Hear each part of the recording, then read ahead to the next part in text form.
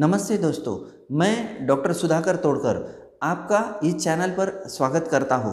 दोस्तों, आज के इस वीडियो में हम डायबिटीज़ मतलब क्या, उसके कौन कौन से प्रकार होते हैं, किन कारणों से यह बीमारी होती है और उसके क्या क्या लक्षण दिखाई देते हैं, इस बारे में संपूर्ण शास्त्रीय जानकारी समझने की कोशिश करेंगे। दोस्तों, यदि यह वीडियो इस चैनल पर आप पहली बार देख रहे हो तो चैनल को सब्सक्राइब जरूर करें और उसके आगे का बेल आइकन बटन दबाएं ताकि भविष्य में आने वाली ऐसे ही नॉलेजेबल वीडियो का नोटिफिकेशन आपको सबसे पहले मिले। हमारे शरीर को चलाने के लिए एनर्जी मतलब एक ऊर्जा की ज़रूरत होती है और ग्लूकोज एनर्जी का एक सबसे महत्वपूर्ण सोर्स होता है। पर यही ग्लूकोज की लेवल जब हमारे खून में बढ़ जाती है तब उस बीमारी को डायबिटीज़ कहा जाता है। हमारे शरीर में पैनक्रियाज नाम की एक ग्लैंड होती है जो इंसुलिन नाम का हार्मोन बनाती है। हमारे ब्लड के अंदर की जो ग्लूकोज होती है उसे सेल के अंदर पहुंचाने का काम इस इंसुलिन के मदद से होता है। पर जब किसी कारण से इंसुलिन हार्मोन कम मात्रा में बनता है या बिल्कुल ही नहीं बनता है, या इंसुलिन बनता तो है परंतु उसका प्रॉपर यूज़ नहीं होता हो, तो ऐसे कंडीशन में ग्लूकोज हमारे खून में ही पड़ा रहता है, वो सेल के अंदर पहुंच नहीं पाता है। तब हमारे ब्लड में ग्लूकोज की लेवल बढ़ जाती है। ऐसे कंडीशन को ही डायबिटीज़ कहा जाता है। यह कोई डिसीज़ नहीं है, एक मेटाबॉलिक इम्बैलेंस कंडीशन है, एक ऐसी अवस्था जिसमें ग्लूकोज की मात्रा खून में बढ़ जाती है। डायबिटीज़ मेलाइटिस की तरह ही डायबिटीज़ इंसिपिडस नाम की एक कंडीशन है जिसमें ग्लूकोज की मात्रा नॉर्मल तो रहती है परंतु हमारी किडनी ग्लूकोज को फिल्टर नहीं कर पाती है। उस अवस्था को डायबिटीज़ इंसिपिडस कहा जाता है। डायबिटीज़ के कारण हमारी आँखें, किडनी, नर्व्स, हार्ट इनको नुकसान होने लगता है। डायबिटीज़ के मुख्यतः दो प्रकार होते हैं जिन्हें टाइप 1 डायबिटीज़ और टाइप 2 डायबिटीज़ नाम से जाना जाता है। टाइप 1 डायबिटीज़ छोटे बच्चे और युवाओं में दिखाई देता है। इसमें उस व्यक्ति में जो पैनक्रियाज ग्लैंड होती है वो इंसुलिन बनाती ही नहीं है और फिर ऐसे व्यक्ति को जिंदा रहने के लिए हर रोज इंसुलिन इंजेक्शन लेने की ज़रूरत पड़ती है। टाइप 1 डायबिटीज़ ज़्यादातर जेनेटिक कंडीशन की वजह से होती है। डायबिटीज़ का दूसरा जो प्रकार है जिसे टाइप 2 डायबिटीज़ के नाम से जाना जाता है, लोगों में टाइप 2 डायबिटीज़ सबसे ज़्यादा दिखाई देता है। इस टाइप के डायबिटीज़ में पैनक्रियाज इंसुलिन बनाती है पर कम बनाती है और फिर उस कारण ब्लड में ग्लूकोज की लेवल बढ़ जाती है।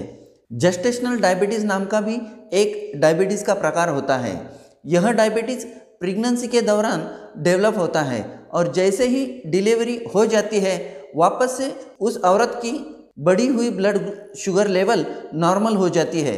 जिन लेडीज़ को प्रेगनेंसी के समय डायबिटीज़ दिखाई देता है उनको भविष्य में टाइप 2 डायबिटीज़ होने का धोखा रहता है। प्री डायबिटीज़ नाम का भी एक प्रकार होता है जिसमें उस आदमी में उसकी ब्लड ग्लूकोज लेवल नॉर्मल से थोड़ी ज़्यादा रहती है पर इतनी भी ज़्यादा नहीं रहती है कि उसे टाइप 2 डायबिटीज़ कहा जाए। जिन लोगों में प्री डायबिटीज़ दिखाई देता है उन लोगों को भविष्य में टाइप 2 डायबिटीज़ होने का खतरा रहता है।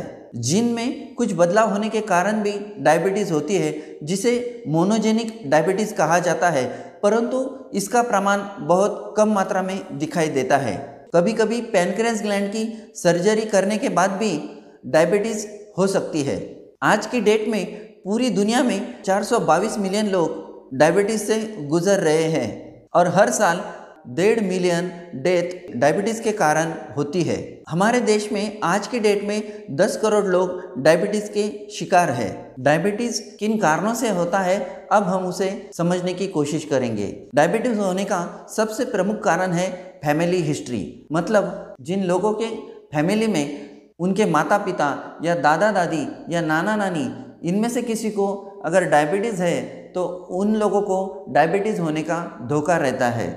ज़्यादा मात्रा में रेड मीट या प्रोसेस मीट खाने की वजह से या ज़्यादा मात्रा में स्वीट बेवरेज पीने के वजह से भी डायबिटीज़ होने का धोखा रहता है। डायबिटीज़ होने का तीसरा जो कारण है वो है इंसुलिन रेजिस्टेंस। यह एक ऐसी कंडीशन है जिसमें हमारे शरीर के मसल्स, लीवर और फैट सेल इंसुलिन को ठीक से यूज़ नहीं कर पाते हैं और उस कारण डायबिटीज़ हो जाती है। जेस्टेशनल डायबिटीज़ मतलब प्रेगनेंसी के दौरान माताओं में दिखाई देने वाले डायबिटीज़ की वजह से भी भविष्य में उस माता या उसके बच्चे को टाइप 2 डायबिटीज़ हो सकता है। वजन ज़्यादा होने के कारण भी डायबिटीज़ होने का धोखा बढ़ता है। उम्र के साथ साथ भी डायबिटीज़ बढ़ जाता है। कुछ जेनेटिक कारणों की वजह से भी उन लोगों में डायबिटीज़ बीमारी हो सकती है। पॉलीसिस्टिक ओवेरियन सिंड्रोम या ऑटोइम्यून डिसीज, इन कारणों से भी डायबिटीज़ होता है। फिजिकली इनएक्टिव रहने की वजह से मतलब हमेशा बैठे हुए रहने की वजह से भी डायबिटीज़ होता है। अल्कोहल कंजम्पशन करना यह भी डायबिटीज़ होने का एक कारण होता है। आयुर्वेद शास्त्र में इस बीमारी का प्रमेह नाम से वर्णन किया गया है। आयुर्वेद शास्त्र में इसके 20 से भी अधिक प्रकार बताए गए हैं। जिस समय में खून पेशाब चेक करने की या लेबोरेटरी की कोई सुविधा नहीं थी, तब उस समय के आयुर्वेद आचार्य द्वारा इस बीमारी के लक्षण बताए गए हैं, जैसे कि मरीज को अधिक मात्रा में बार बार पेशाब होना और पेशाब में ग्लूकोज अधिक मात्रा होने के कारण पेशाब किए हुए जगह पर चींटियां जमा होना। ऐसे लक्षणों का वर्णन आयुर्वेद शास्त्र में इस बीमारी के बारे में किया गया है।